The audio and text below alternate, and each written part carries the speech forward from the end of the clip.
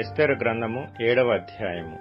రాజును హామానును రాణి అయిన ఎస్తేరు నొద్దకు విందునకు రాగా, రాజు, ఎస్తేరు రాణి, నీ విజ్ఞాపనమేమిటి?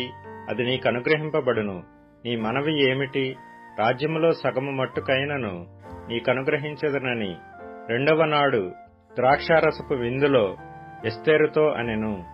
అప్పుడు రాణి అయిన ఎస్తేరు ఇలాగు ప్రత్యుత్తరమిచ్చెను, రాజా, నీ దృష్టికి నేను దయపొందిన దాననైన ఎడల రాజవైన తమకు సమ్మతి అయితే నా విజ్ఞాపనను బట్టి నా ప్రాణమును నా మనవిని బట్టి నా జనులను నాకనుగ్రహింపబడుదురుగాక. సంహరింపబడుటకును హతము చేయబడి నశించుటకును నేనును నా జనులను కూడా అమ్మబడిన వారము.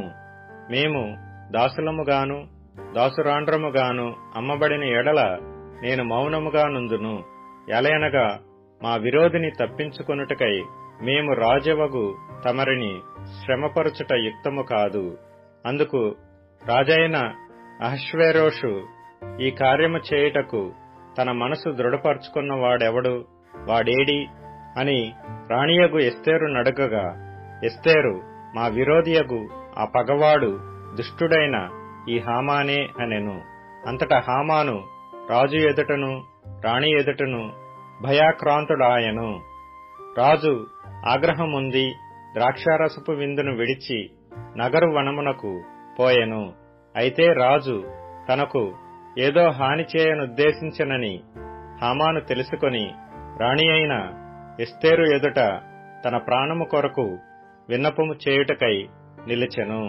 నగరు వనములో నుండి ద్రాక్షారసపు విందు స్థలమునకు రాజు తిరిగి రాగా, ఎస్తేరు కూర్చుండియున్న శయ్య మీద హామాను బడియుండుట చూచి, వీడు ఇంటిలో నా సముఖము ఎదుటనే రాణిని బలవంతము చేయునా అని చెప్పెను.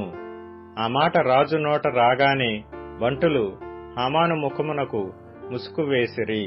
రాజు ముందర నుండు షండులలో హర్బోనా అనునొకడు, ఏలినవాడా, చిత్తగించుము, రాజు మేలు కొరకు మాటలాడిన మొర్దెకైని ఉరితీయుటకు హామాను చేయించిన 50 మూరల ఎత్తుగల ఉరికొయ్య హామాను ఇంటి యొద్ద నాటబడి ఉన్నదనగా, రాజు దానిమీద వాని ఉరితీయుడని ఆజ్ఞ ఇచ్చెను.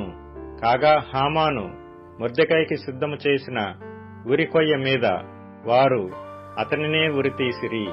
అప్పుడు రాజు యొక్క ఆగ్రహము చల్లారెను.